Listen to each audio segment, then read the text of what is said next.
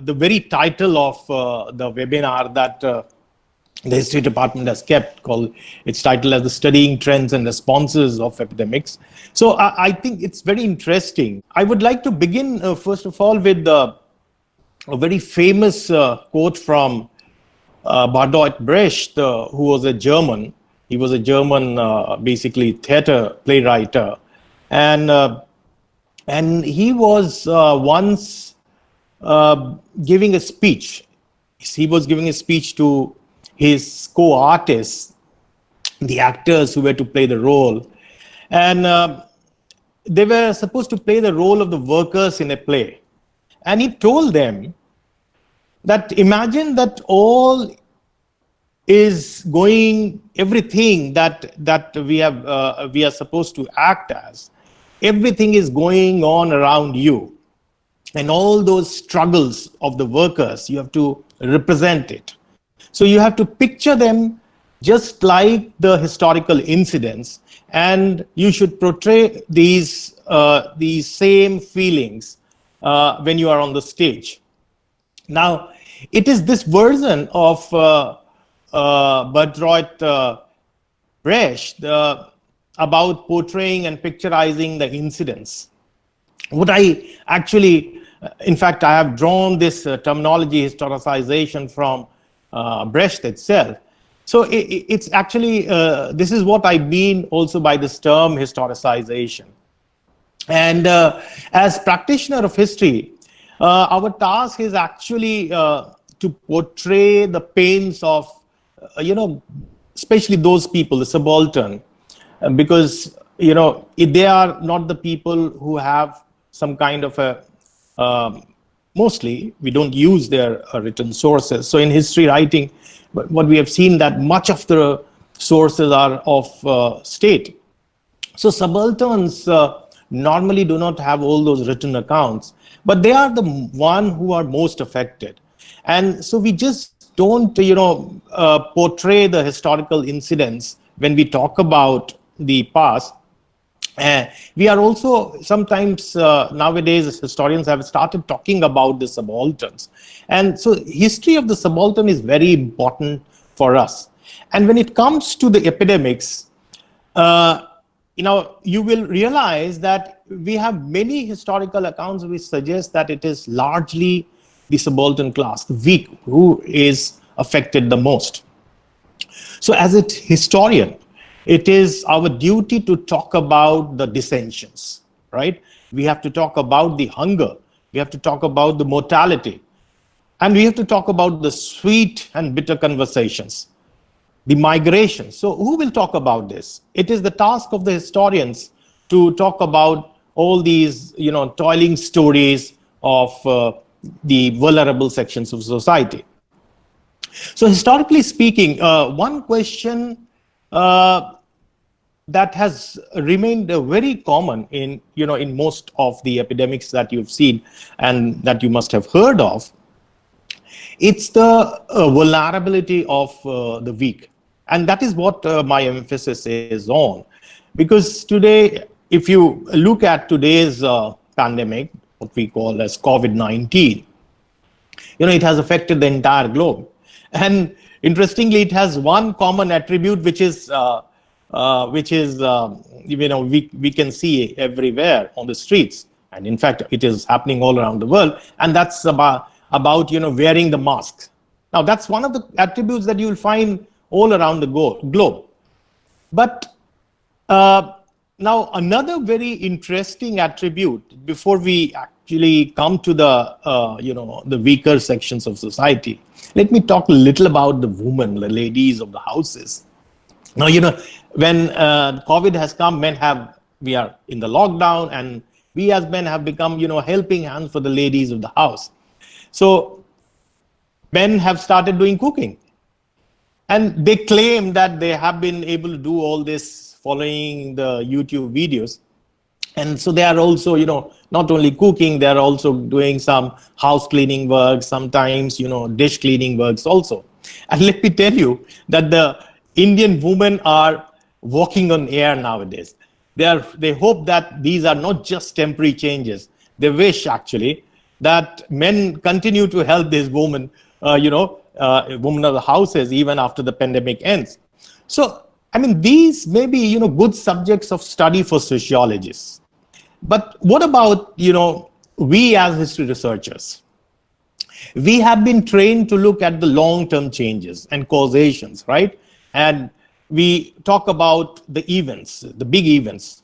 So in that sense, the long-term implications and causes, the causes involved in the spread of diseases, and in fact the epidemics, they have, the impacts have been much, much bigger.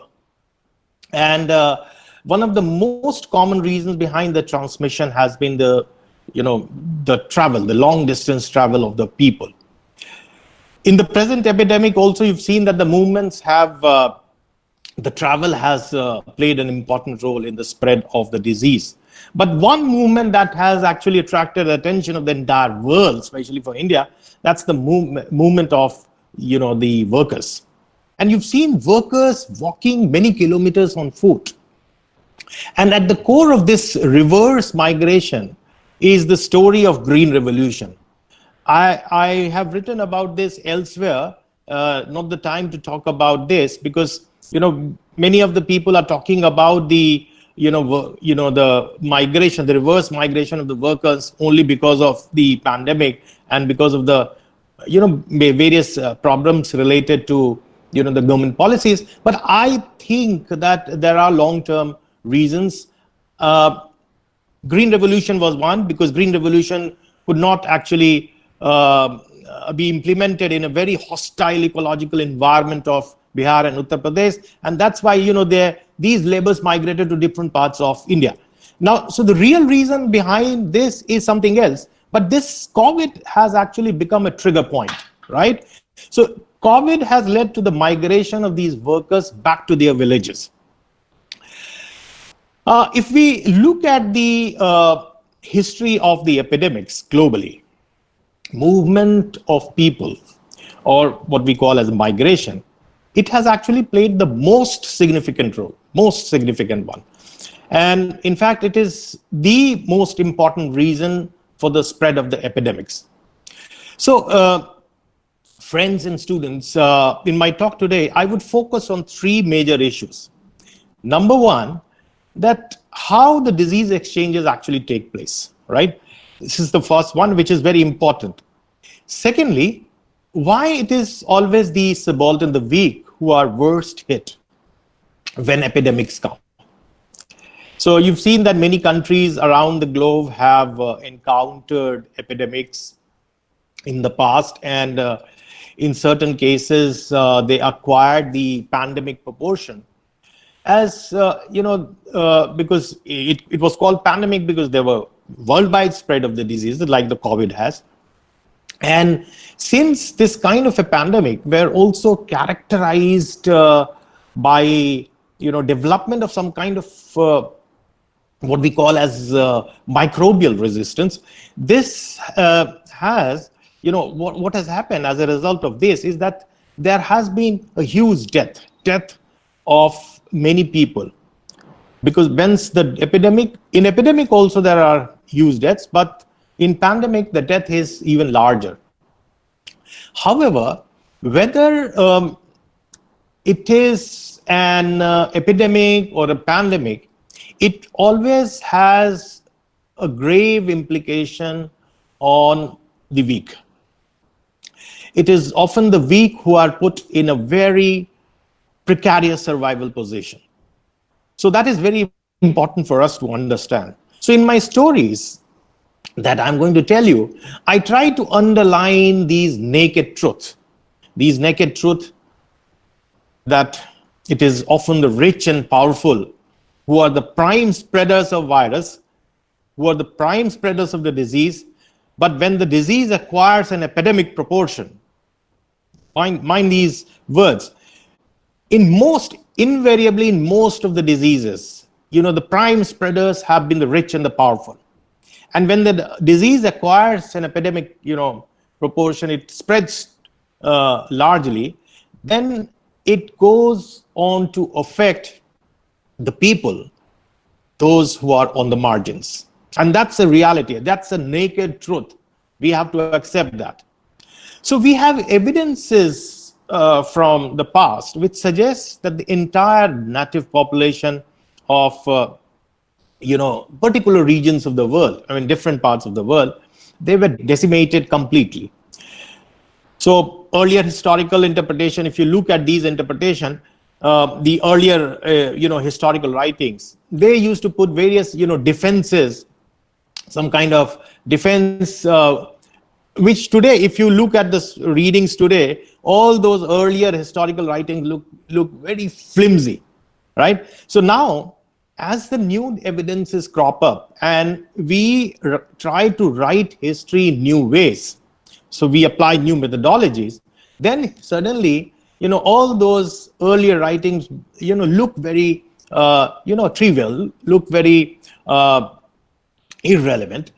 So now history today as a discipline has progressed, and you know that it has been progressing.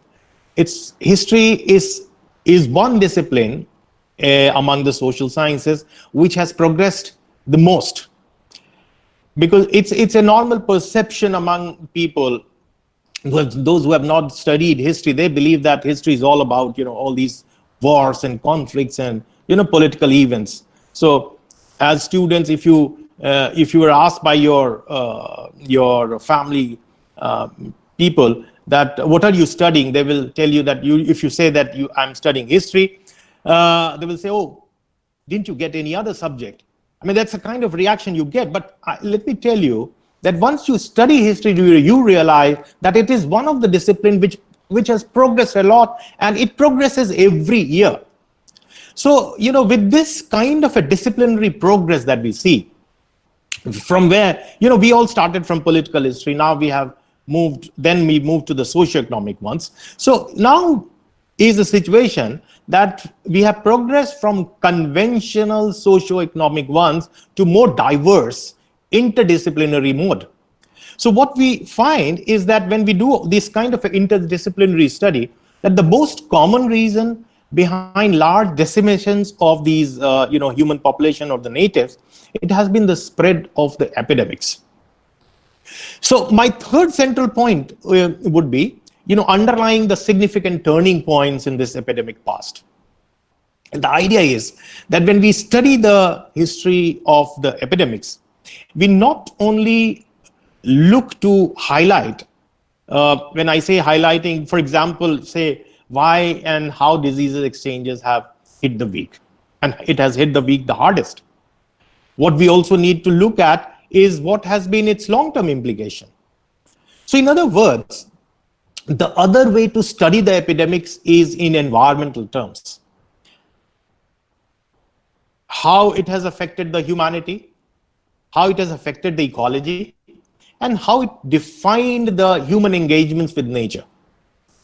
In fact, when we study the history of global epidemics in such a way, I mean, when we include the epidemic stories in our discourse, it makes very intriguing and exciting reading.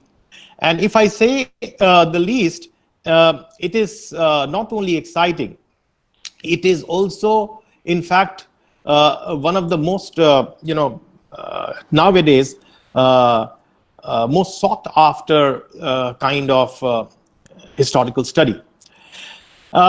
So what I think is that we must include in our history the big events in which we try to understand why or where and under which circumstances historical events emerge. And we also need to look on the long-term changes in the human past because of those bigger events, right? So this kind of an investigation, when we do these kind of investigation, which has been done by many of the leading environmental historians in recent years, this leads to a completely new interpretation of history. Just a moment.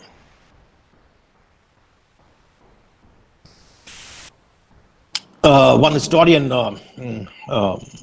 who comes to my mind, Richard Grove, who passed away a few days back, unfortunately, was a leading environmental historian. And he was one of the pioneers who advocated that as historians, we must look at the writings of the naturalists and medical officers. In fact, he wrote about the startling, very unfamiliar environments, especially the tropics. That is, India is also part of the tropics. So he wrote very interesting such accounts in his two books. These two books are very famous. One is Green Imperialism, and the other one is Nature and the Orient. So in both these books, he writes about all these things. But apart from him, there have been many other very prominent historians who wrote a lot on epidemics. Of course, one of them was my colleague, the late Bismoy Pati. Alfred Crosby was one who wrote a lot on the epidemics. David Arnold has written. Satadru Srain has written. So in last 2 decades, we have seen some fascinating, works on these new kind of interpretations of past through the epidemic lens.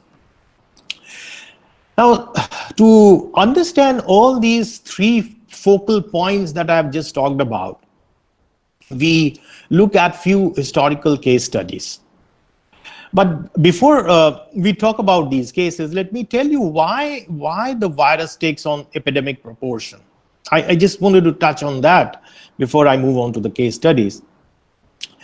Because, you've seen that over the last few decades, these viruses, diseases, it has become so recurring affair. Let me caution you, while you do such studies, you need to follow certain protocols of history. So I'm not saying that if you're talking about those things, you don't follow the protocols of history. So you've heard about the protocols during pandemics, that if you go out in the street, you have to wear the mask. So these are protocols of social life, but we also have protocols of history. And what is that? Protocol of history is citing the source. Simple. So if you cite the source, primary source, your history is according to the protocol, right? So, but yes, when we do this kind of study, when we include epidemics as part of our historical studies, we need to cross the conventional divide. I'm talking about the conventional divide, the divide between humanities and science. And environmental historians have been the pioneers in this kind of history writing. They took the lead and they, learned to speak this new language. Don't get, surprised. This was a language, the most outlandish kind of a language that has been learned by the historians.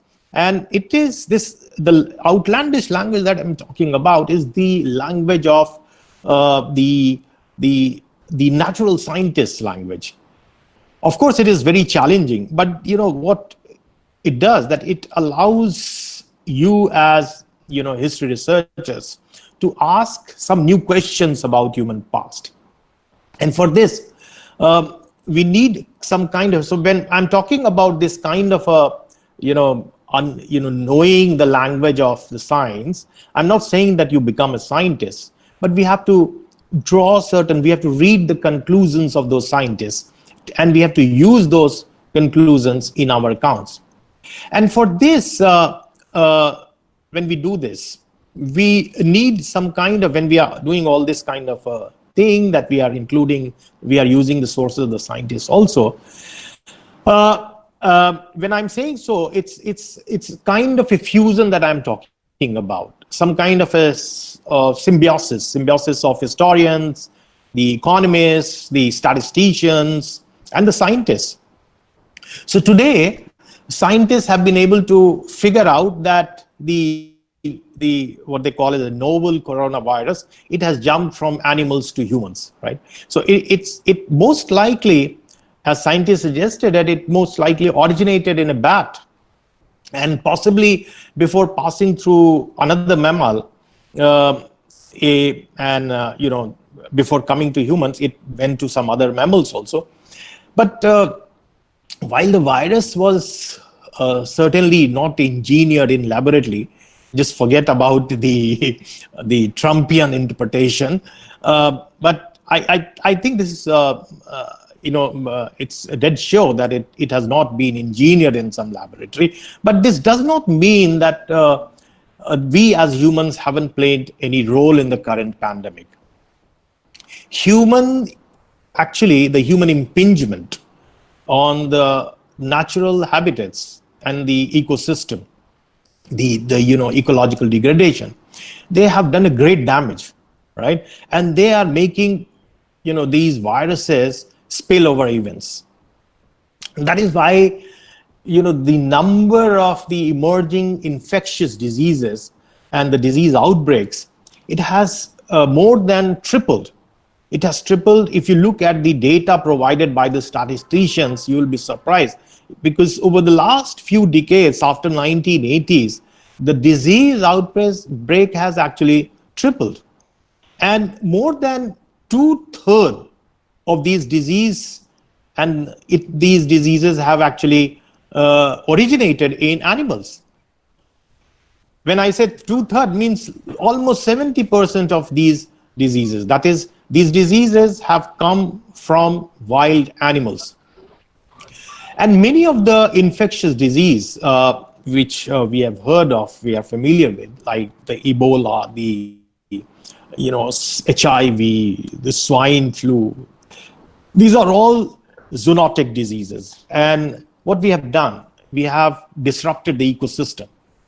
We have created the condition that allow the animal viruses to cross over into some kind of what we say, it has crossed over to the human population, it has crossed over to our settlements.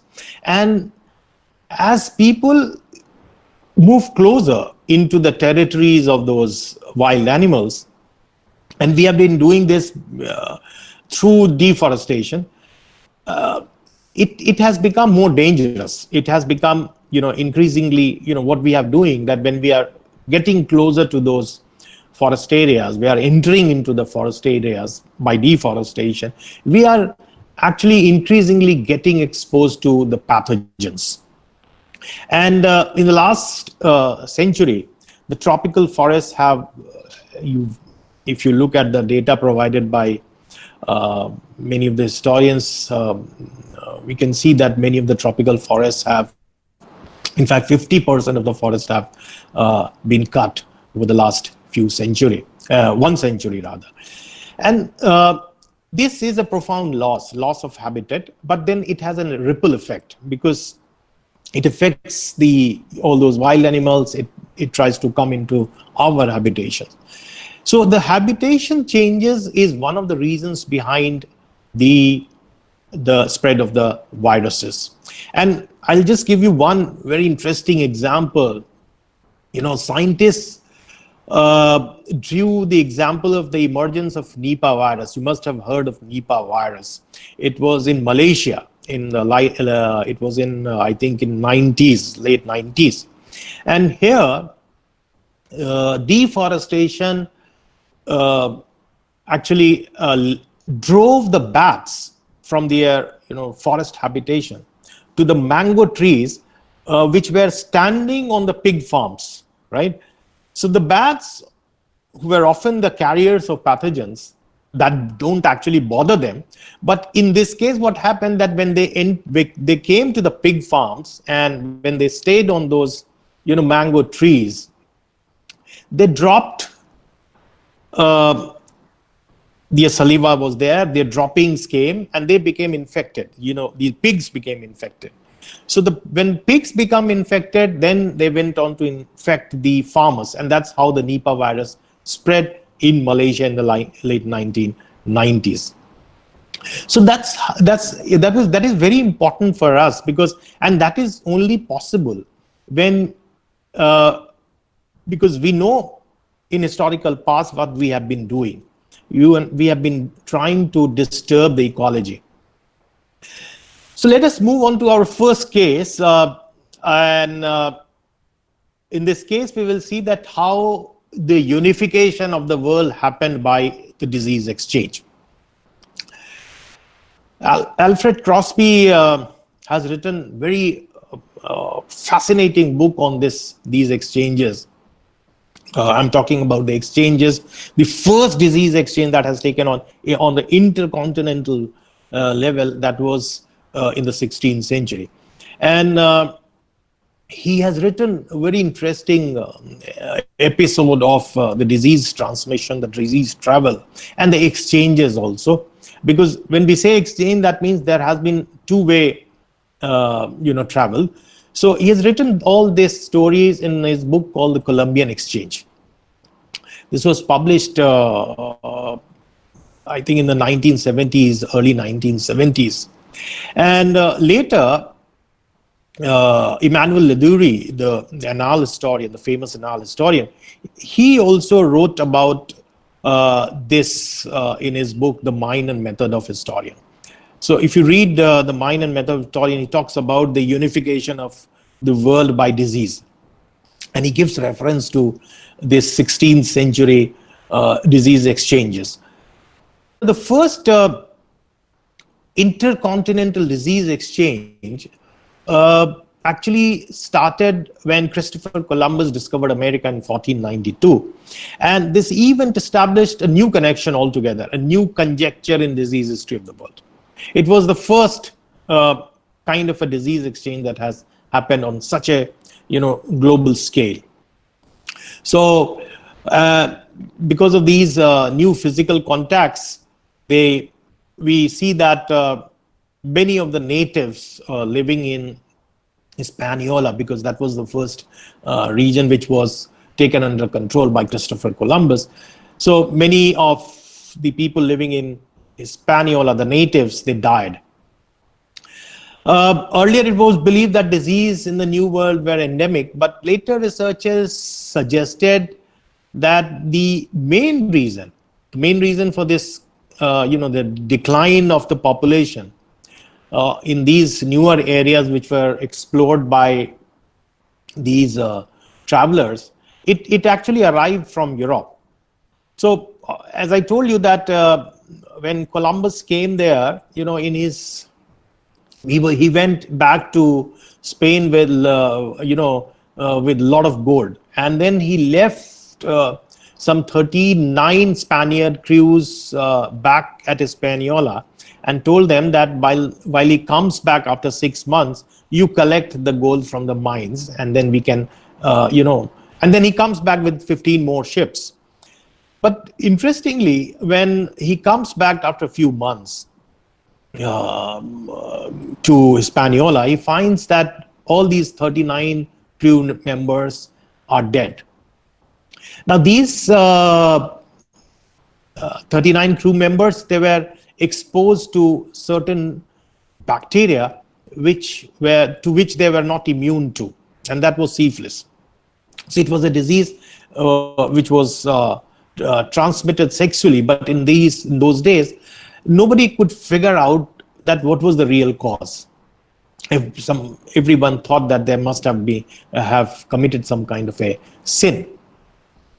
So that's why it's called a exchange, because this is a disease which was there in Hispaniola, and then it affected the Europeans. But then the Europeans also came with a lot of diseases like smallpox and various other diseases to which they were immune to. But then when they came in contact with these people in Hispaniola, most of them died. So almost, the huge population of the native Hispaniola died because of the smallpox. Similarly, if you look at the history of Australia, which had some 300,000 Aboriginal population before 1780, it came down to 80,000 in 1937. So in just 150 years, you find that this population of the Aboriginals came down drastically. Similarly, it happened in New Zealand. with, which had some 300,000 population, and it came down drastically to 40,000 in 1900.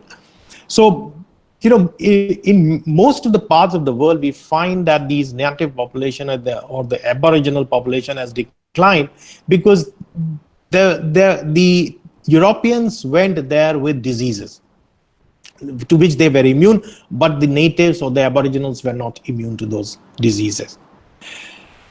John McNeill has written a very seductively engrossing and dramatic story of disease in his book called Mosquito Empire. And McNeill explores the role of mosquito as a disease vector. And then he talks about its subsequent effect.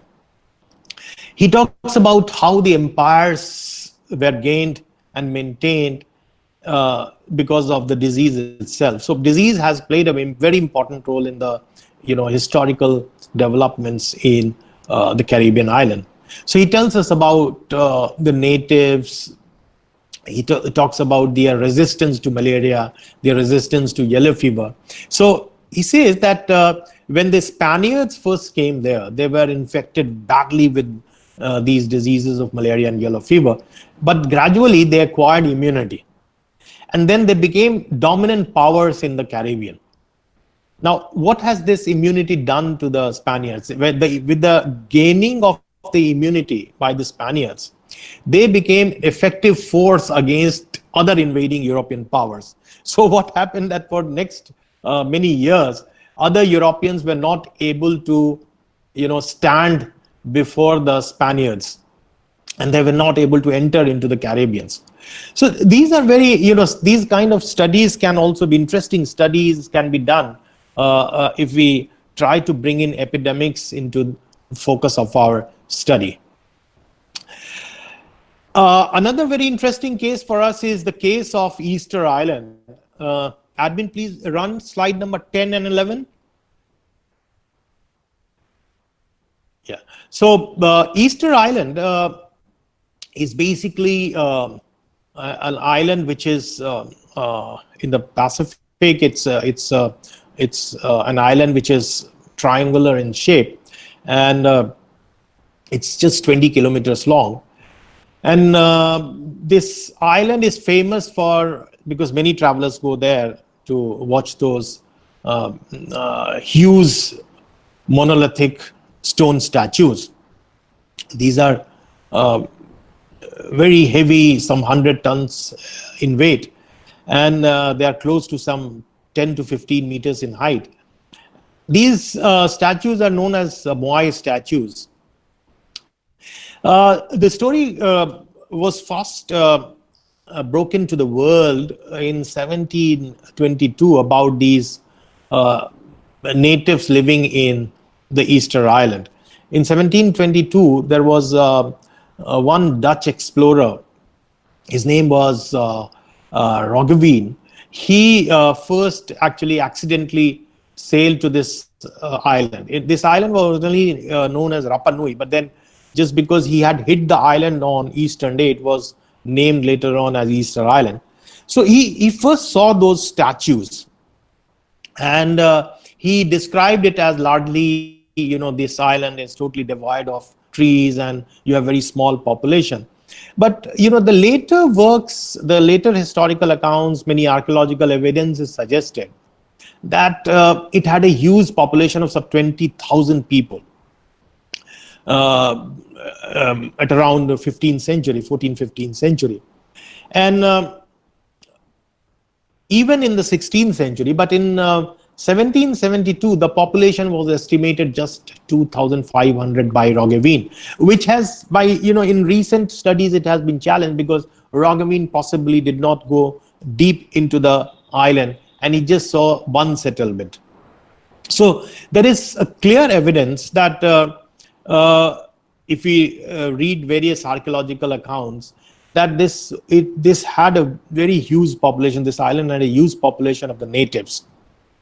But the interesting point for the historians was to understand that why the population or the entire Moai population collapsed, the entire native population collapsed, and most of the people died. There was one very interesting book which came and it became very popular. That was by Jared Diamond, who wrote a book called The Collapse. And in this book, he suggested about, the very culture of erecting these huge statues, which had led to the collapse of the island's native population. And he gave a very interesting logic behind this kind of a death. He says that, just because they were blind to these erection of the statues, they had to carry these statues several miles from the quarry to the ceremony sites, and this could not have been done without felling the trees. So they were so blind about erecting these statues, blind about this faith, that they started cutting the forest, and they did not realize that they are actually doing an ecological suicide. So what happened, that this topsoil, when the forest was removed gradually, the topsoil, which was fertile soil, it went into the sea after the rainfall. And this led to reduction of the cultivation of the crops. Obviously, as Jared Diamond says, that when there was little crop, there was little food to eat, people started killing themselves, So there was cannibalism. There were civil wars, first of all. People started fighting because there was a shortage of food. And then there was cannibalism. So this was one of the theories which was also suggested by Raghaveen in his early 18th century account. But, the very recent last decade research has suggested, and it has established, that it was not because of that ecological suicide which Jared Diamond is talking about. It's actually the diseases like the smallpox, the typhus, the measles. These are the diseases which came to the Easter Island after Raghaveen's exploration of this new land. Because once he went back to Europe, he wrote about this island. And he wrote about those statues, and then many Europeans started coming to those islands.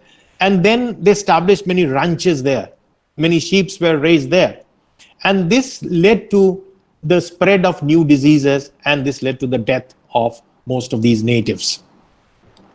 Another very interesting case, I have how much time left, admin? Can you hear me?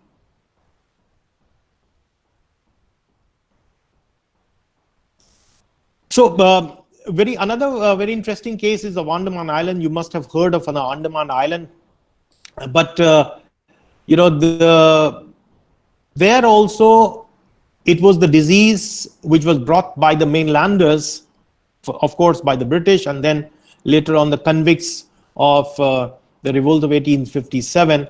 They were brought there, and then there was interaction of these convicts with the natives, which led to the spread of the disease. And there is a very interesting story of a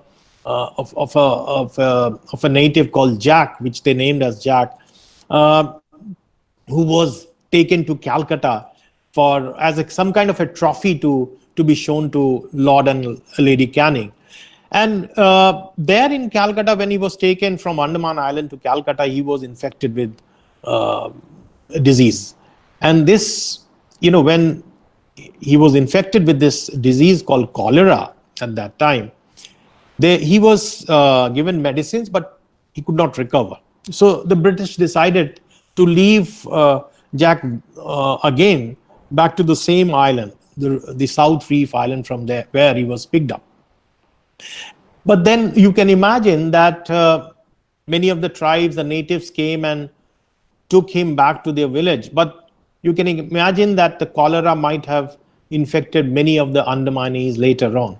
And it is very much recorded that when the homes were established by the British, especially if you read the book of M.V. Portman, he talks about the establishment of many of the homes for the natives. This brought them in close proximity to the mainland British and the Indians, and this led to the death of many of them. And they were brought in these homes because this was a time when the anthropologists were so eager to study about the natives. So these are certain aspects of history which we must consider, which we must include in our history. And these suggest that it is always these subaltern people, these weaker people of society, who are not powerful, they are affected the most by the epidemics. Let me conclude my entire argument.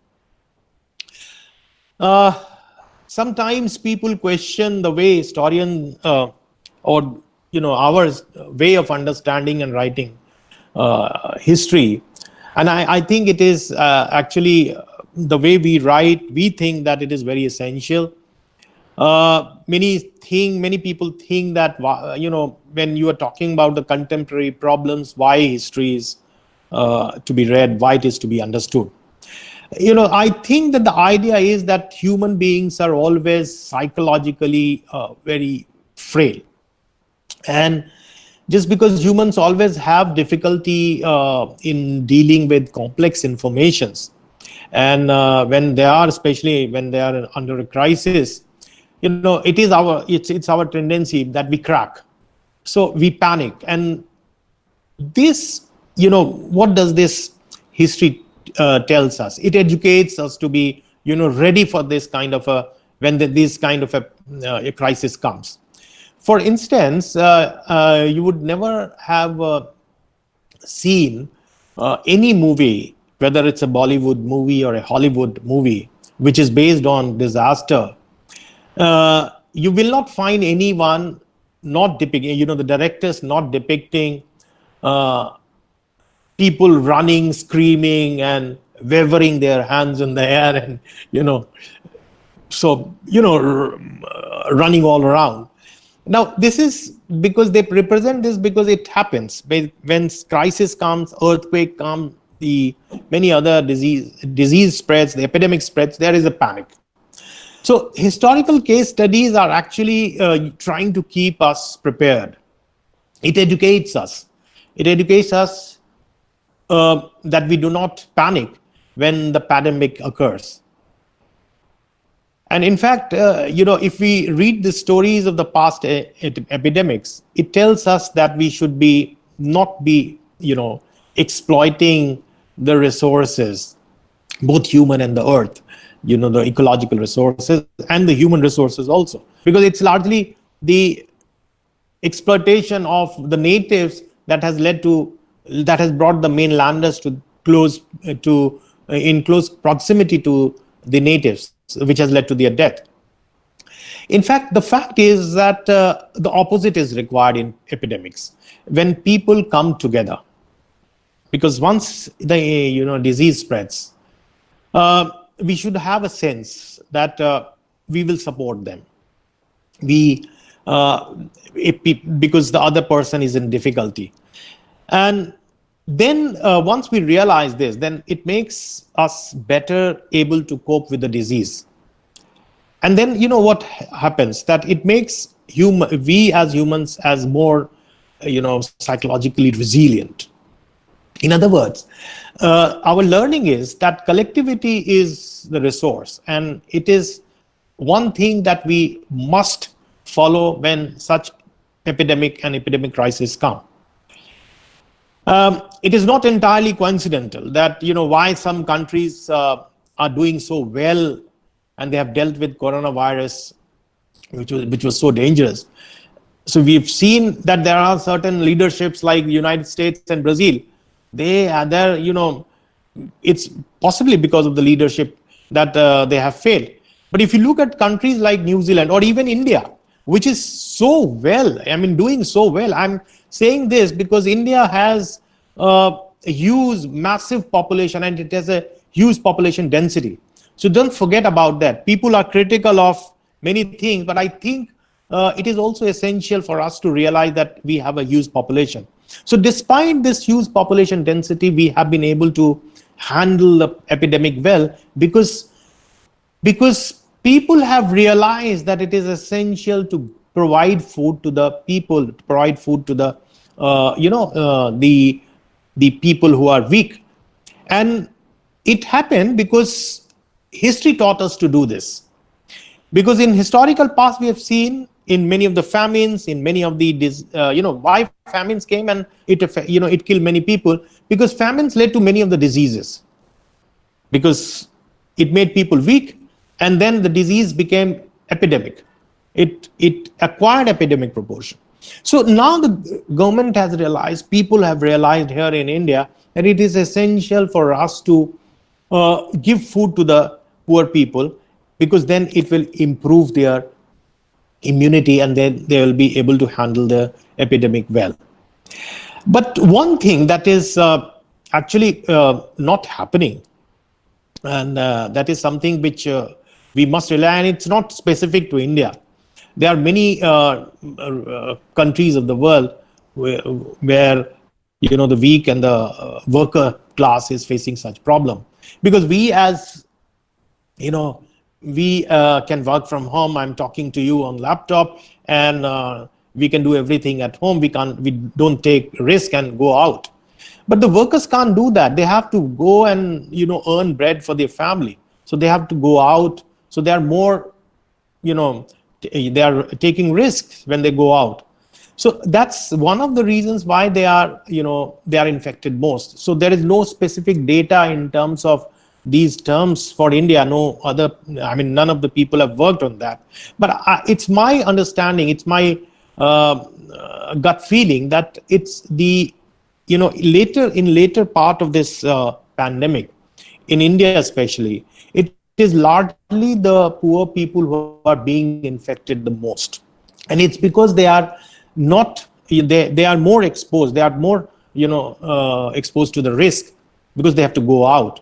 They are living in close proximity, and they are living in clusters. They don't have health facilities like we have. We can go to the private hospitals, but they can't.